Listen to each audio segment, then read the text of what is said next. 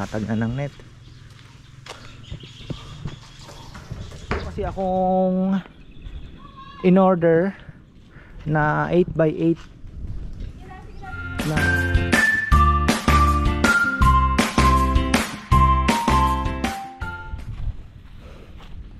isang magandang buhay mga ka-farmer. Akyat tayo sa taas.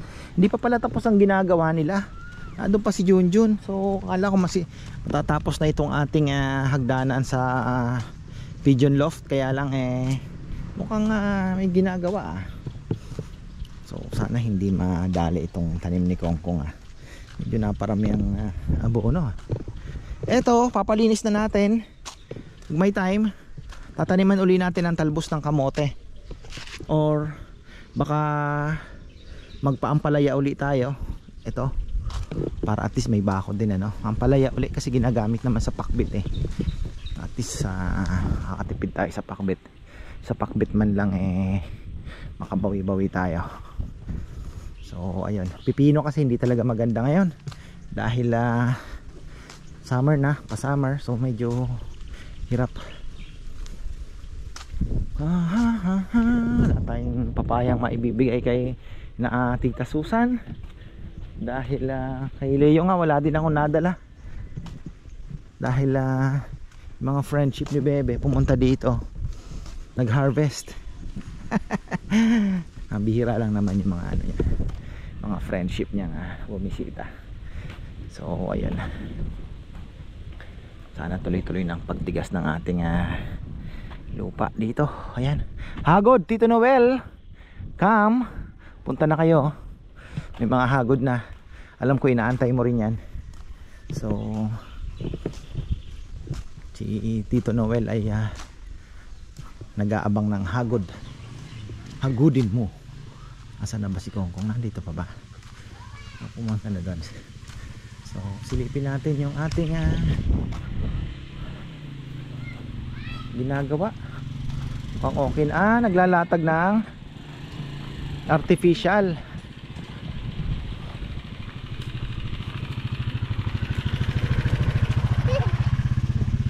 Saya talaga ng mga batang ito. Ayun, may net na pala. Ayun na pala, ready na pala sa ating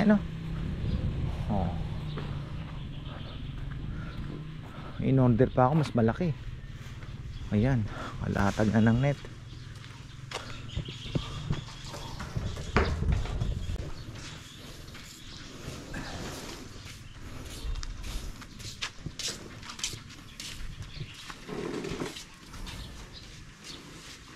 Ayos pala at least hindi na mainitan yung mga singer natin. Last na to, yung kay Sebi to no.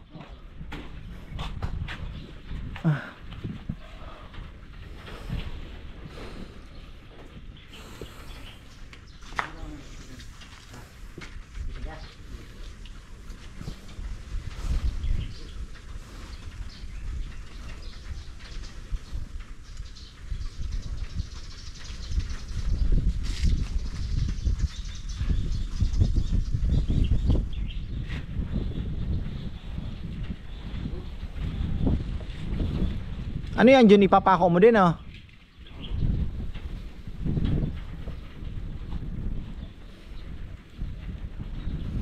para at least final na itong ating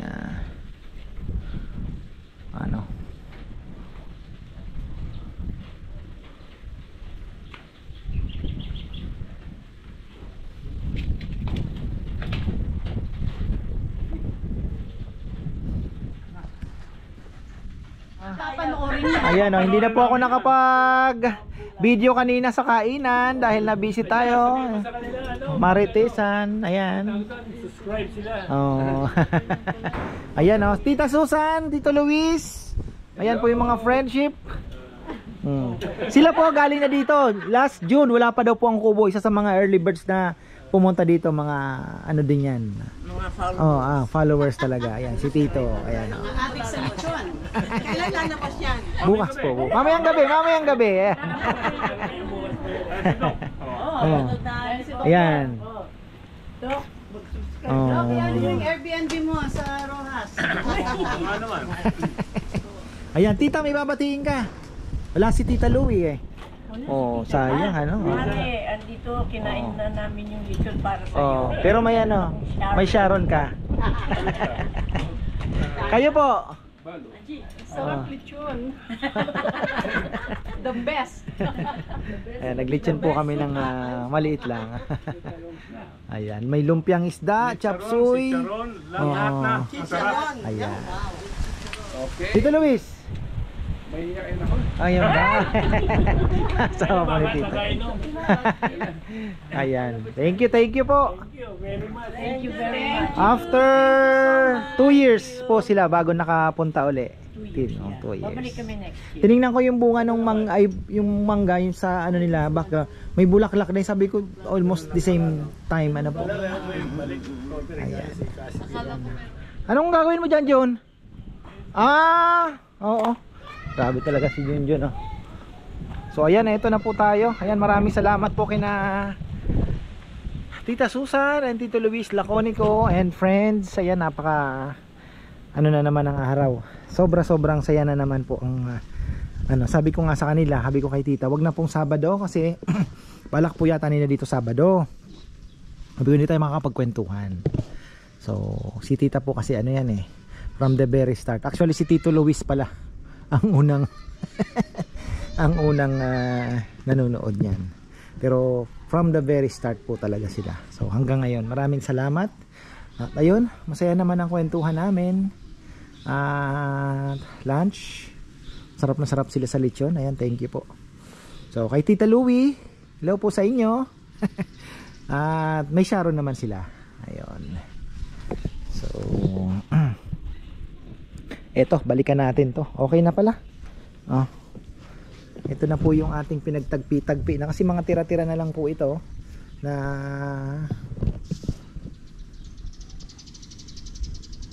artificial grass. So set up tayo dito bukas. Ating mga singers, ayan dito. Hindi ko alam kung gusto pa ni Bebe lagyan ng background. Pero siguro para hindi naman bare na bare ano. Maganda din siguro na may background. Pero soon na lang po. Maghahanap pa tayo. Mag-iisip tayo ng pwedeng ilagay na background dito. Kasi baga dito kita rin naman na po eh. Kita naman yung mga ano natin, mga singers natin dito. Kasi ang ano sana niyan, kahapon nga sabi ko dapat pala ganito. Dito na andito yung mga singers natin. So sana facing ano na din ano, nakapaganon. Kaya lang dating ko ganito na. So okay na rin naman. Sinentro ni Papa yan.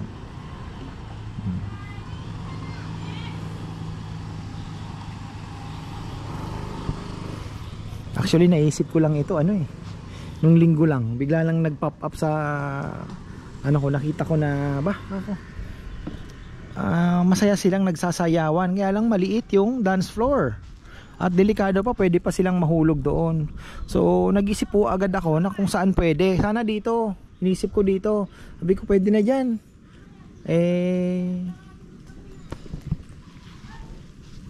pinakamaganda na ito, diba? So tapos na po yung ating setup. Hindi pa darating yung ano, baka papalitan ko na rin naman po ng ano, yung si Rowan talaga na-high blood ang mama. Oo. Gustong sumabit. Tinatawag. Pinaiyak na naman si Queen. Hala sila. Ayan, so meron po kasi akong in order na 8x8 na shading net. Ayan. So mas maganda sana dito yon.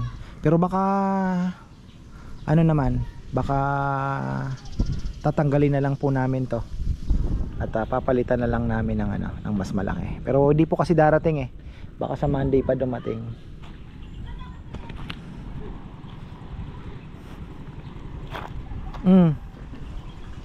Kinalat nyo pa yung mga straw.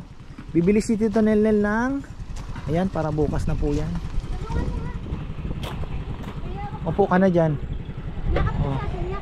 Nitingnan nung magninong yung ano, yung mga kambing nila. Hindi man nakapagkatay ng kambing, no? Ah. Asan ba dyan? Kawawa naman. Ng white black.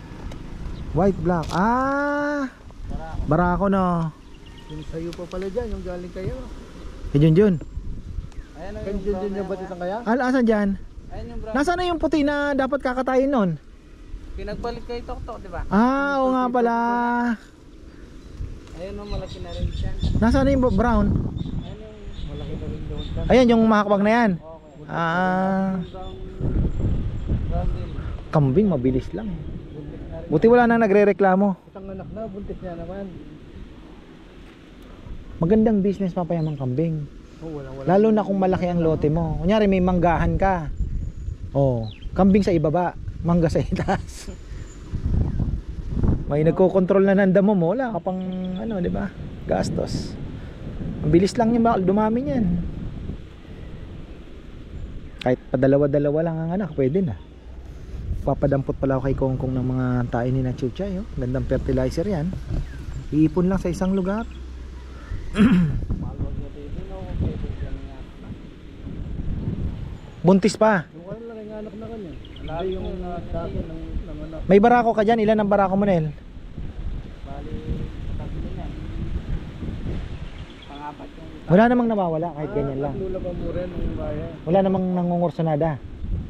Minsan, nawawala yung bayan. Yung nakagat na nga. Tao.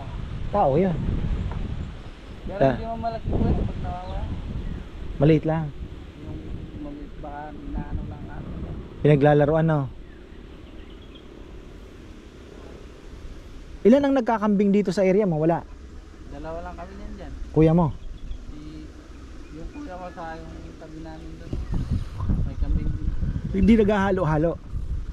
Hindi, alam nila yung uuwi nila. Ah, okay. Kami ata, kaya kayo lahat mo muli. Wala naman nadadagit. Parang kalapate. Barako na eh. Okay, pero Oo. hindi naman namin na naglalaya ng isa. Ilan na yan? Dami na rin, ah. Sabi malati yan eh. Dami na rin pong kambing ni Nel. Oh. Ayan, oh. Ayan mga alaga niya. So, ano lang yan, nakagala lang din. Wala na din naman pong nagre-reklamo.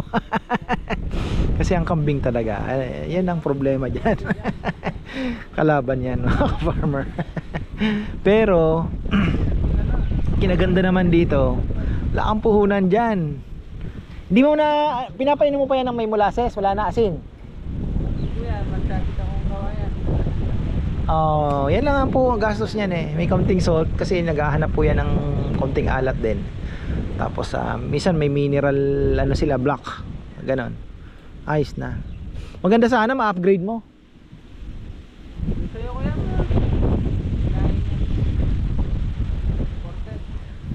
Maganda sana makahanap tayo ng ano, yung barako na kahit sabihin mong mistiso lang.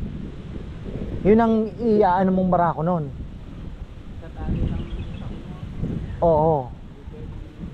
Makukursonadahan na. kasi pag yung barako, buntis na lahat yung kasama niya. Maghahanap. Oo, totoo 'yun. Ang ganda po ng ano. Meron pa ako diyang kambing eh. Kasi yung kambing na binigay sa akin ni Junjun nung birthday ko 2 years ago. Nagbigay si Junjun. Sabi ko nako, kawawa naman, ang liit pa. So, sabi ko kanila, lalagaan mo na lang ngayon. Nanganganak na ata dyan. Ayan, dyan. Naparami niya. Dalawa na pala, parehas na buntis. Oo. Tingnan niya.